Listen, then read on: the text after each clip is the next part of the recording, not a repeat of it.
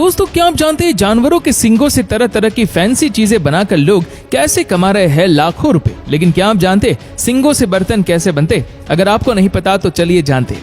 दोस्तों, जानवरों के सींगों से फैंसी बर्तन बनाने के लिए सबसे पहले सींगों को इकट्ठा किया जाता है और देश के कोने कोने से मरे हुए जानवरों के सींग को फैक्ट्री में लाया जाता है और सबसे पहले सींगों की छटाई की जाती है और जो सबसे बढ़िया क्वालिटी के सींग होते हैं उनसे सबसे महंगे होम डेकोर के पीसीस तैयार करे जाते हैं। उसके बाद जो बचा कुचा माल होता है उनसे बनते हैं बर्तन, जिनकी खपत सबसे ज्यादा सऊदी के देश में है। तो सभी सींगों को बांटने के बाद अब एक एक सींग को लिया जाएगा और उसकी कटाई शुरू करी जाएगी। इसके लिए सबसे पहले इसे गोलाई में काटा जाता है और उसके बाद नाप के उसमें आकार दिया जाता है। हर एक सींग को बराबर तो नहीं काटा जा सकता, लेकिन उसमें जो आकार है उसे सेम दिया जा सकता है। तो आप यहाँ पे देख सकते हैं वर्कर एक एक करके सारे के सारे सींगों को इसी प्रकार काटता जाएगा। पहले नीचे से गोल काटा जाता है, उसके बाद उन्हें नापा जाता है और नापने के बाद उसका हैंडल होता है उसे भी एक ही सींग में से निकाल लिया जाता है।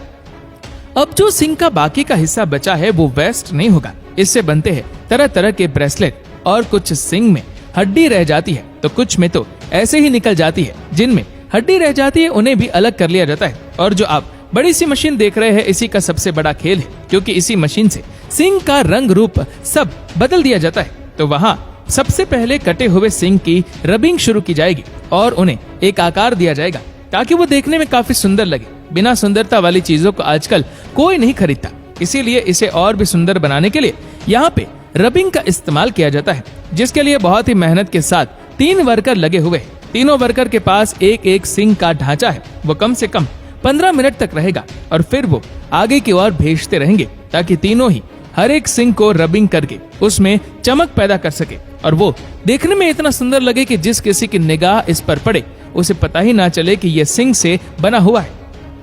तो अब उसका रंग रूप बदलने के बाद बारी आती है उसके हैंडल को अटैच करने की, जिसके लिए गैस सिलेंडर के ऊपर एक लोहे का टुकड़ा रख लिया गया है और इसे गर्म किया जाएगा और उसके बाद सींग को इसके ऊपर पकाया जाता है, क्योंकि हमें इसका हैंडल मोड़ना पड़ता है और मोड़ने के लिए इसे पकाना बहुत जरूरी है। तो आप यहाँ पर देख सकते हैं सींग को अच्छे से गर्म कर लिया गया है और अब इसे बड़ी आसानी से एक पेजक्स की मदद से मोड़ लिया जाएगा और मोड़ने के बाद यहाँ पे इसे बिल्कुल ही मग का आकार दे दिया जाएगा।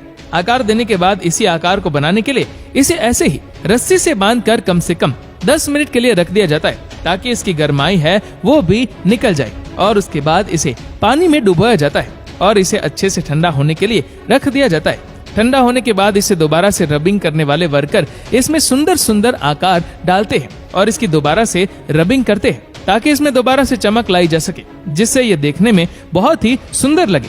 अब इसकी सुंदरता तो हो गई, लेकिन अभी इसका नीचे वाला बेस को लगाया ही नहीं। तो अब इस बेस को लगाने के लिए यहाँ पे एक लकड़ी का टुकड़ा लिया जाता है जिसके ऊपर ग्लू लगाई जाती है और ग्लू लगाने के बाद इस पे रख दिया जाता है और अच्छे से चिपकाया जाता है। तो अब इस सींग के ढांचे को देखकर कोई कह ही नहीं सकता कि ये सींग से बना है। और अब इसे अच्छे से घुमा घुमा के जांचा जाएगा कि अच्छे से चिपका है या नहीं, और जांचने के बाद अब इसे अंतर्राष्ट्रीय बाजारों में बिकने के लिए भेज दिया जाता है।